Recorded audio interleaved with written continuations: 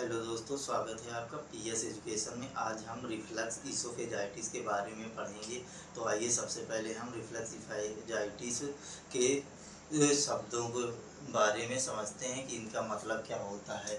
तो reflux oesophagitis, reflux oesophagitis, तो यहाँ पे जो रिफ्लक्स है इसका मतलब होता है कि backward flow of fluid, backward flow of fluid. और यहाँ पे फ्लूइड से मतलब होता है एसिड से, जो हमारे ये स्टोमक में बनते हैं, स्टोमक में बनते हैं, जैसे HCl होता है हमारा हाइड्रोक्लोरिक एसिड। और यहाँ पे जो इसोफेजाइटिस वर्ड है इसका मतलब होता है कि जो हमारा इसोफेगस होता है उसमें इन्फ्लामेशन होता है। तो यहाँ पे इसोफेजाइटिस का मतलब हो जाएगा इन्फ्लामेशन इन इसोफेगस,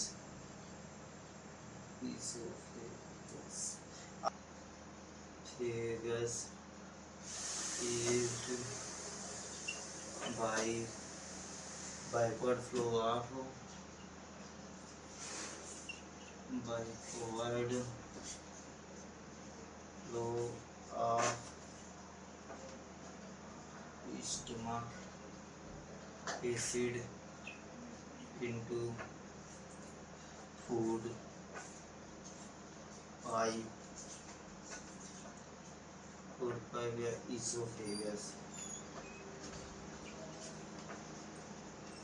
तो यहाँ पे इसकी डिफिनेशन को देखेंगे तो reflux esophagitis is inflammation of the esophagus caused by backward flow of stomach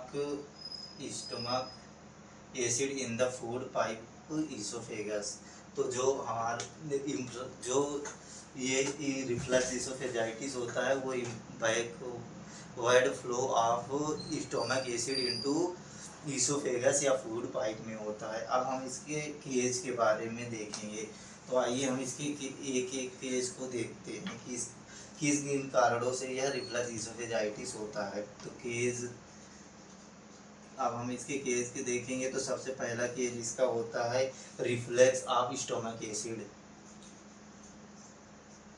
reflux of stomach acid, मतलब जो स्टोमक एसिड या जो हाइड्रोक्लोरिक एसिड होता है, जब वह पेट से स्टोमक का HCl होता है वो रिफ्लक्स होके जब इसोफेगस तक आ जाता है, रिफ्लेक्स ऑफ स्टोमक एसिड, तब यह रिफ्लक्स इसोफेजाइटिस देखने को मिलता है। अब हम दूसरा कारण समझेंगे। दूसरे कारण में हम देखेंगे कि eating spicy food, eating spicy food, जब कोई व्यक्ति बहुत ज़्यादा स्पाइसी या चटपटा खाना खाता है तब उसमें रिफ्लेक्स इसोफेजाइटिस देखने को मिलता है। अब हम इसके नेक्स्ट केज को समझेंगे, वो तीसरा केज जो इसका होता है लोअर इसोफेजियल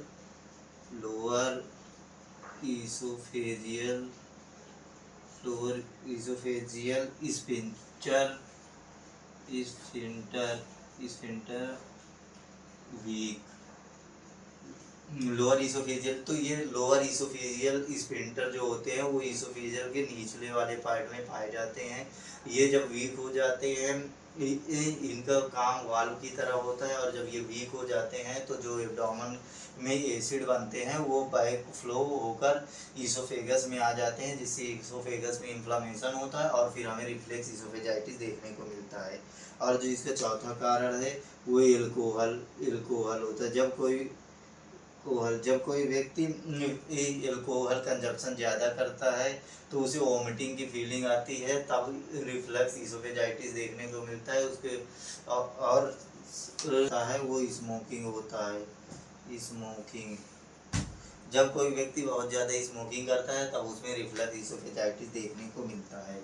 अब इसके बाद हम देखेंगे इसका जो पांचवा कारण होता है वो एक्सेस ओबेसिटी होता है। एक्सेस ओबेसिटी, जब किसी व्यक्ति में बहुत ज़्यादा मोटापा हो जाता है तो उसमें भी उससे क्या होता है कि जो ऊपर का फैट, एब्डोमेन के ऊपर का फैट होता है वो उसमें प्रेशर क्रिएट करता है स्टोमक में, जिसके कारण स्टोमक से ये जो एसिड बनता है वो वापस ईसोफेगस में जाने लगता है, जिसके कारण ईसोफेगस में इन्फ्लामेशन होता है और रिफ्लेक्स ईसोफेजाइटिस देखने को मिलता है। अब हम इसके बाद ये इसके अब हमने जैसे कि हमने कि हम पढ़ लिया है, अब इसके बाद हम इसके सिम्टम्स के बारे में समझेंगे। तो आइए रिफ्लेक्स ईसोफेजाइटिस के सिम्टम्स को देखते हैं। सिम्टम्स तो सबसे पहले नंबर पे हम देखेंगे कि सिम्टम्स इसमें हेड बर्निंग दिखाई देती है। हेड बर्निंग इसमें हार्ट बर्निंग दिखाई देती है। तो इसमें जो हमारा चेस्ट होता है इसमें जलन होने लगती है और इसमें एक्सेस बर्पिंग देखने को मिलती है।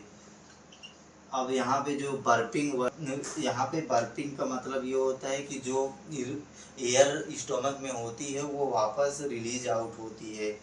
और इसके बाद जो हमारा तीसरा सिम्टम्स होता है वो acid taste in mouth. Acid taste in mouth कई बार क्या होता है जो हमारे स्टोमक में एसिड बनता है वह ईसोफेगस के द्वारा माउथ तक पहुंच जाता है, जिससे हमें माउथ में एसिडिक टेस्ट फील होता है। और उसके बाद हम जो चौथा इसका सिम्टम्स देखने को मिलता है वो रिजर्जिटेशन होता है। रिजर्जिटेशन इसमें हमें क्या होता है, बैकफ्लो ऑफ फूड का होता है। तो इसमें ये वोमिटिंग जैसी फीलिंग आती है और जो हमारा एसिड होता है वो बैकफ्लो करता है वो ईसोफेगस की तरफ, जिससे इन्फ्लामेशन होता है और हमें रिफ्लेक्स ईसोफेजाइटिस देखने को मिलती है। अब हमने इसके सिम्टम्स देख लिए हैं, अब हम इसके साइंस के बारे में देखेंगे।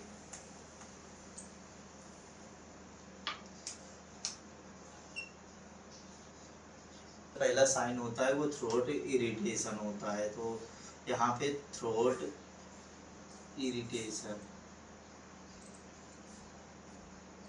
तो अब हमें ये क्यों देखने को मिलता है, क्योंकि जब हमारा स्टोमक का एसिड ईसोफेगस के जरिए माउथ तक आता है तो थ्रोट के पास उसका कुछ पार्ट रुक जाता है, जिसकी वजह से उसमें इरिटेशन होने लगती है। तो इसे थ्रोट इरिटेशन अगर हमें किसी पेशेंट के अंदर थ्रोट इरिटेशन देखने को मिल रहा है तो हमें समझना चाहिए कि इसको रिफ्लेक्स ईसोफेजाइटिस होने के चांसेस हैं।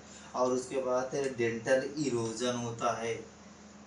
डेंटल इरोजन इसका जो दूसरा साइन होता है वो डेंटल इरोजन होता है। और तीसरा जो साइन होता है हॉर्सनेस होता है। हॉर्सनेस का मतलब होता है हॉर्सनेस होता है तो इसमें क्या होता है कि वॉइस में चेंज आ जाता है। तो अब इस तरह इसके तीन साइंस भी हमने देख लिए। अब हम इसके डायग्नोसिस के बारे में समझेंगे। तो आइए इसकी डायग्नोसिस देखते हैं। तो डायग्नोसिस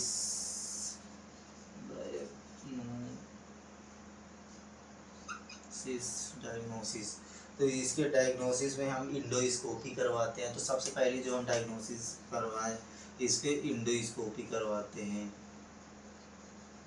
इंडोस्कोपी अब तो दूसरे नंबर पे डायग्नोसिस आता है, उसमें हम अल्सर को चेक करवाते हैं, अल्सर चेक करते हैं। और जो तीसरे नंबर की डायग्नोसिस है इसमें हम लोग पीएच मॉनिटरिंग करवाते हैं। पीएच मॉनिटरिंग और जो मैनेजमेंट को देखते हैं तो हमें ट्रीटमेंट के लिए इसका मैनेजमेंट और ट्रीटमेंट देखते हैं। तो इसमें सबसे पहले हमें अवॉइड स्पाइसी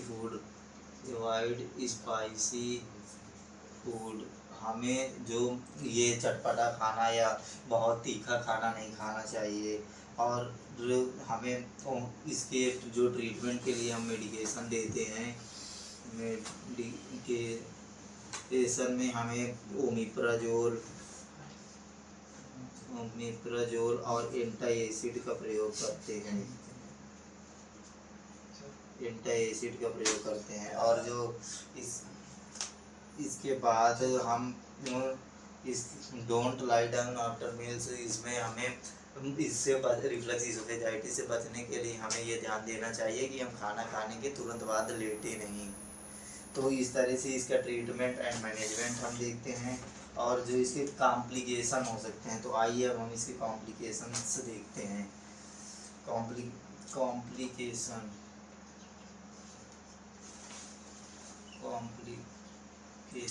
तो कॉम्प्लिकेशन में हमें देखने को मिलता है ईसोफेजियल अल्सर। ईसोफेजियल अल्सर अगर यह जल्दी ये रिफ्लक्स ईसोफेजाइटिस जल्दी ट्रीट नहीं किया गया तो उसके कॉम्प्लिकेशन के रूप में हमें ईसोफेजियल अल्सर का सामना करना पड़ता है, और ब्लीडिंग भी हो सकती है। ब्लीडिंग भी देखने को मिल सकती है, और उसके बाद स्ट्रक्चर फॉर्मेशन भी हो सकता है। तो दोस्तों, कैसी लगी आज की यह क्लास? अगर आपको अच्छी लगी हो तो चैनल को सब्सक्राइब कर दीजिए और लाइक कर दीजिएगा, और आप ज़्यादा से ज़्यादा अपने दोस्तों के पास शेयर करिए ताकि वह भी ईसोफेजाइटिस रिफ्लेक्स के बारे में पढ़ सकें और समझ सकें। Thank you.